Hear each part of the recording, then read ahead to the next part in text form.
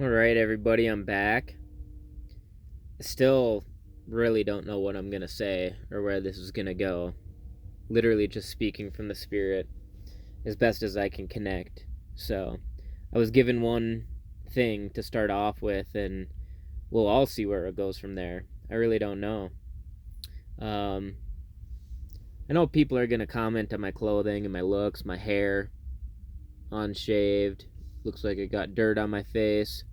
Um, there's good reason.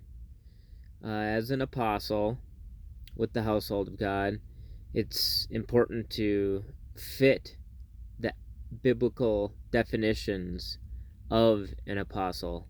And I don't look like this on purpose in order to fit those definitions that I've learned, but in fact, the way I live my life requires me to look like this.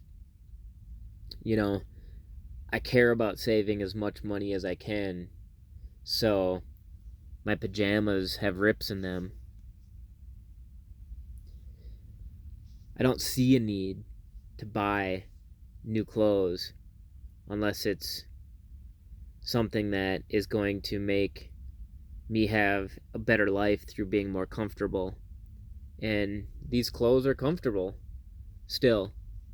This is one of my most comfortable shirts to sleep in, so that's why it looks like this. But as I found out, Paul, writing to the Corinthians in chapter 4 of the first book to the Corinthians, he was talking about apostles and how they differ from the average person and how they differ from the priests of the church of those days, of the temples, I should say, of those days. He said, "We are fools for the sake of Christ, but you are wise in Christ. We are weak, but you are strong. You are held in honor, but we in disrepute. To this present hour, we are hungry and thirsty. We are poorly clothed and beaten and homeless. And we grow weary from the work of our own hands. When reviled, we bless. When persecuted, we endure. When slandered, we speak kindly. We have become like the rubbish of the world, the dregs of all things, to this very day." Now we might hear a train horn because I'm homeless and live by the train tracks. In between them, actually. I get to hear two trains. And a lot of people question that and say, "How do you do that? Doesn't that bother you?" And I answer, actually, it's soothing. You know, I lived with the homeless for many years downtown in Denver, ministering and learning how to love, learning about Christ in the real world through real world settings, and learning what it was like to be homeless so that I could do my best to figure out the actual things that would help them and how I could live my life to be a blessing to them. And one thing I learned is that it's not easy to get out of homelessness, even if you have been successful in your life, even if you've made a lot of money.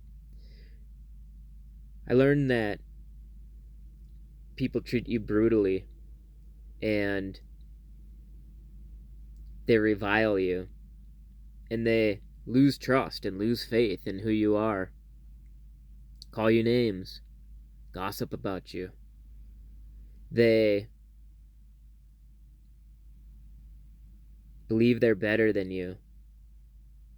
And thankfully, through Christ, I learned to love them for that and through that, and am able to not position my heart towards them based on those things, but in my best way to speak kindly still to them face to face and to love them just as he loved them and just as he wanted us to.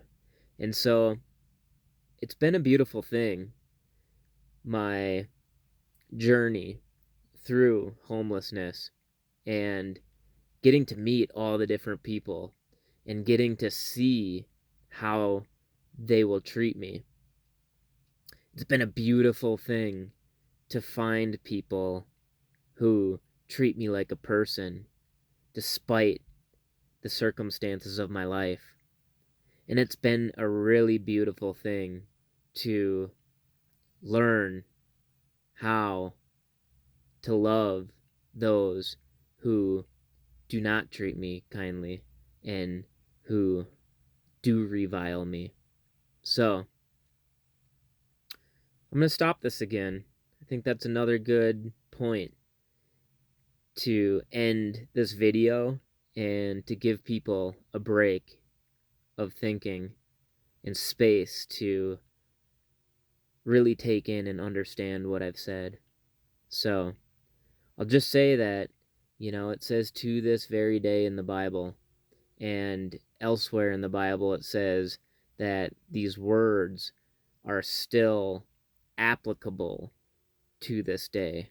And so those words describing apostles are still applicable to this day. So when we see people who have big homes and wear nice clothes and are never hungry and aren't really persecuted and aren't really slandered and aren't really beaten or jailed, and they claim to be an apostle of God, this is a word and a warning to the wise and those who can hear.